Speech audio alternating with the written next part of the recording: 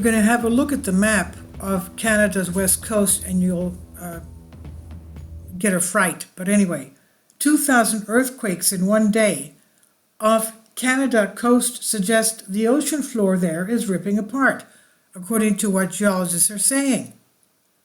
Record earthquake activity off the coast of Vancouver Island hints at the birth of new oceanic crust. Now, we know that from past geological videos that I've posted concerning earthquakes, basically Vancouver Island is acting like a ship. That's how much it wobbles back and forth. So this has to do with what's going on the west coast.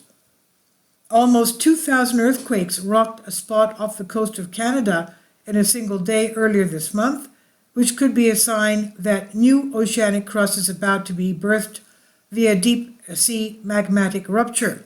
Now, this is not the map from 2 months ago. This is today's map. Okay, you can see the east coast as well, but look at the west coast.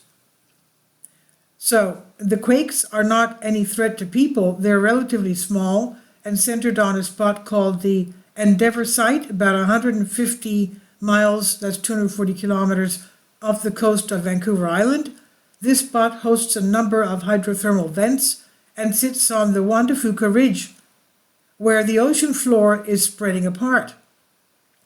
This area is separate from the subduction zone, a region where one tectonic plate is sinking into the mantle underneath another plate, closer to the coast, that can create large destructive earthquakes, said Zoe Kraus, a doctoral candidate in the Marine Geophysics University of Washington. Mid-ocean ridges are not actually capable of producing that large of earthquakes, not too far above a magnitude 5, Kraus said. This is not going to trigger the big one on the subduction zone. The quakes are interesting scientifically because they can reveal details about how the ocean floor pulls apart and new crust forms, Kraus said. At the Endeavour site, the Pacific Plate and the Juan de Fuca Plate are pulling apart. This stretching creates long linear fault lines and thins the crust, enabling magma to rise up. When that magma reaches the surface, it cools and hardens, becoming new ocean crust. The Endeavour site is monitored continuously as part of the Northeast Pacific Time Series Undersea Network experiments, Neptune for short, run by Ocean Networks Canada. Since 2018, the region has become more seismically active, Kraus said. And on March 6, however, the activity went wild, with at least 200 small earthquakes shaking the seafloor per hour. In all, the researchers detected about 1,850 quakes in a single day. The vast majority are less than 1 magnitude. They're these little pops, Kraus said, but it's pretty cool because it allows us to track where things are happening, where things are breaking, and where things are moving around.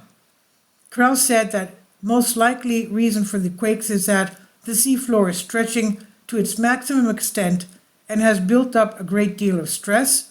At the Endeavour site, this happens when the plates pull apart by about 3.3 feet, she said, and as the stress is ultimately relieved when magma rises up into the thin crust and cools.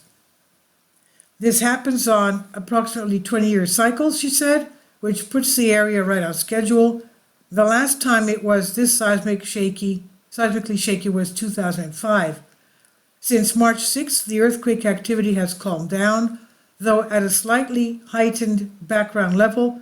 Kraus said she and her colleagues are now watching closely.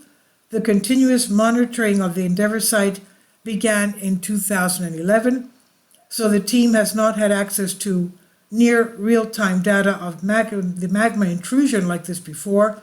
They have many questions, ranging from the impact on the hydrothermal vent system to the source for the magma that will ultimately form the new crust. A lot of its fundamental science questions of how does Earth's crust form, why do these events start where they start, and what exactly is the trigger that brings magma in, Kraus said. For now, she and her team are waiting to see what happens next. This is on Life Science by Stephanie Pappas. Please leave your comments. Thank you for your support. Kindly support my Patreon account. The daily posts are 5 videos daily, and they are totally different from what I have on my YouTube channel. Thank you so much for your support and that you find all my content so interesting. You'll find the Patreon account details in the description box below.